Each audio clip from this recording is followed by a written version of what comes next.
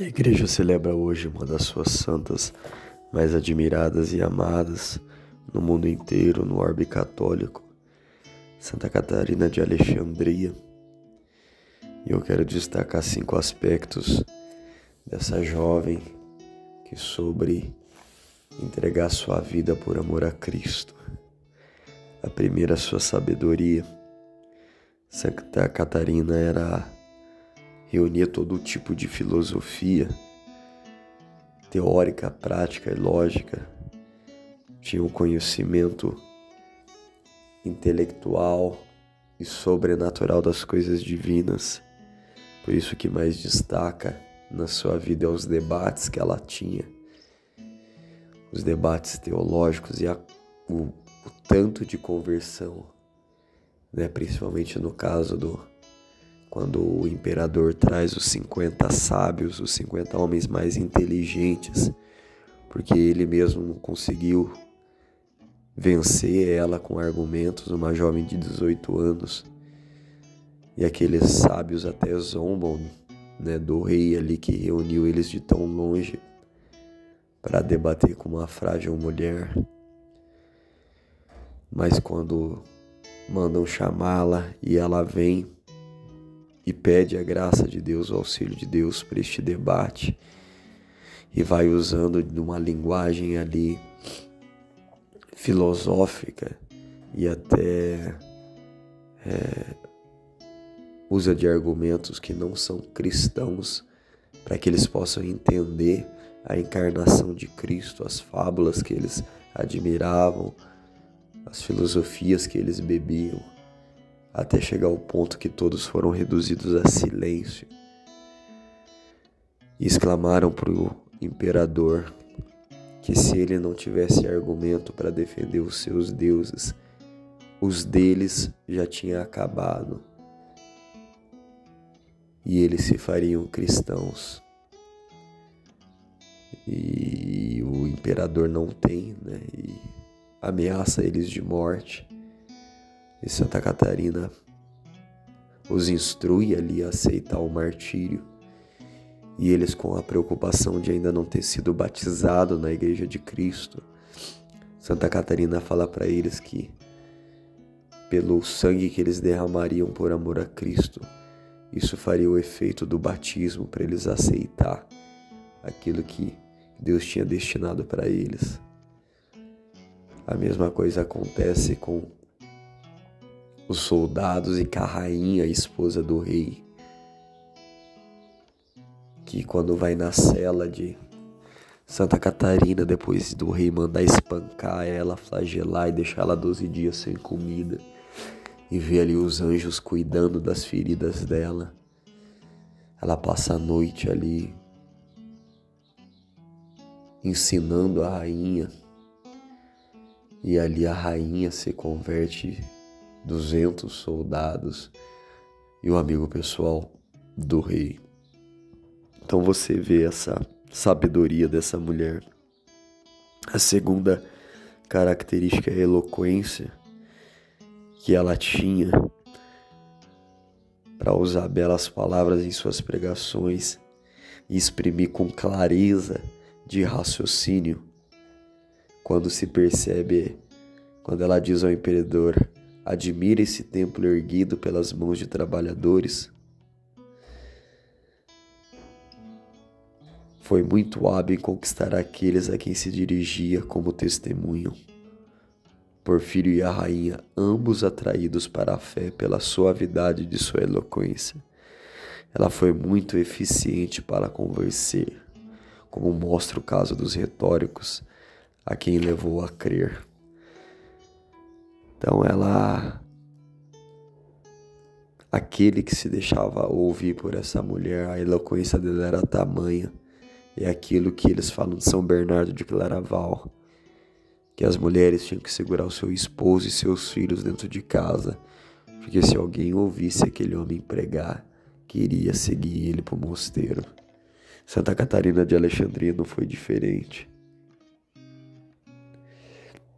Terceiro aspecto, ela é admirável pela firmeza Por quê? Porque essa menina foi ameaçada de todo jeito, meu. Então a firmeza dela era a tal ponto que ela respondia pro imperador: quaisquer que sejam os tormentos que você possa imaginar, não demore em aplicá-los, pois desejo oferecer minha carne e meu sangue a Cristo. Hoje que por tão pouco as pessoas renunciam à fé. Hoje por tão pouco as pessoas deixam os seus compromissos com Deus. Você não encontra mais fidelidade, meu irmão. As pessoas estão tão acomodadas que dar um fim de semana para Deus é muita coisa. Fazer um esforço ali de seja o que for que envolve um pequeno sacrifício, as pessoas já não conseguem mais. O que antes era tido com uma paixão, com vigor, com zelo, de estar na presença de Deus, de adquirir conhecimento, de rezar, de orar, de experimentar Deus, você vai vendo que vai passando os anos, a firmeza, a solidez da fé, cada vez ela está mais frágil. Aí você pega uma menina que em meia ameaça de vida responde dessa maneira. Em outro caso ela disse: faça tudo que seu espírito conceber e me verá disposta a tudo sofrer. Aí depois ela é tentada na riqueza, onde o rei vai oferecendo riqueza para ela, vai oferecendo para ela se tornar imperatriz, para ela estar à frente, até promete uma estátua dela erigida no meio da cidade. O que ela fala em meio a essas propostas? Pare de falar coisas que são criminosas até mesmo de pensar. Uma coluna, uma pilastra interior que havia dentro dessa jovem. Então, o primeiro aspecto, a sabedoria. O segundo, a eloquência. O terceiro, a firmeza. E o quarto aspecto, que é admirável em Santa Catarina, é a castidade. Porque ela logo jovem fica sem pai, sem mãe. E rica, vive ali no meio de escravos, no meio de tantas pessoas ali, e diz que a beleza dela era algo sobrenatural, fora do comum. Então ela era admirada demais por todos, mas já havia feito a sua consagração a Deus, né? Ela conserva a sua castidade, apesar de ter todas as condições para não fazê-lo. Tinha a oportunidade, né? Porque ela era a senhora de si mesma e passava todo o tempo no meio de homens, de pessoas ali. E mesmo assim ela é inabalável na sua pureza e na sua castidade. E para encerrar essa meditação, o quinto aspecto é a qualidade dos privilégios que ela teve. Então alguns santos foram honrados com privilégios particulares no momento da morte, com a visita do Cristo, de São João Evangelista, de Nossa Senhora.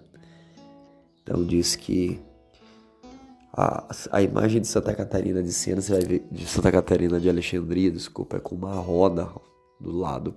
O que é a história da roda?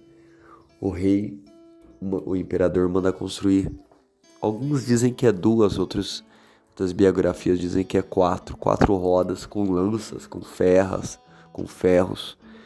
para que passasse em cima dela e bagaçasse ela, né? E aí ali, diante dessas rodas, ela roga a Deus e ela faz o sinal da cruz sobre aquelas enormes rodas e elas despedaçam, elas são destruídas. No Legenda Áurea fala que essas rodas elas são lançadas, os pedaços delas, por tão longínquos lugares que mais de 4.000 pessoas morrem ali, com a força que era aquilo, com o peso que tinha aquela roda. E diz que daí ela é decapitada, né? Além de apanhar muito, e que as marcas ali de flagelos de Santa Catarina Eles não saem em sangue, saem em leite.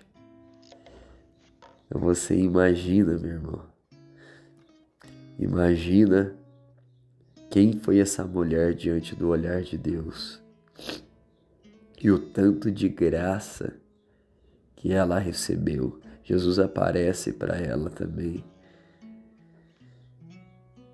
dizendo para ela que, chamando ela de esposa, dizendo para ela que a porta do céu estaria aberta para ela.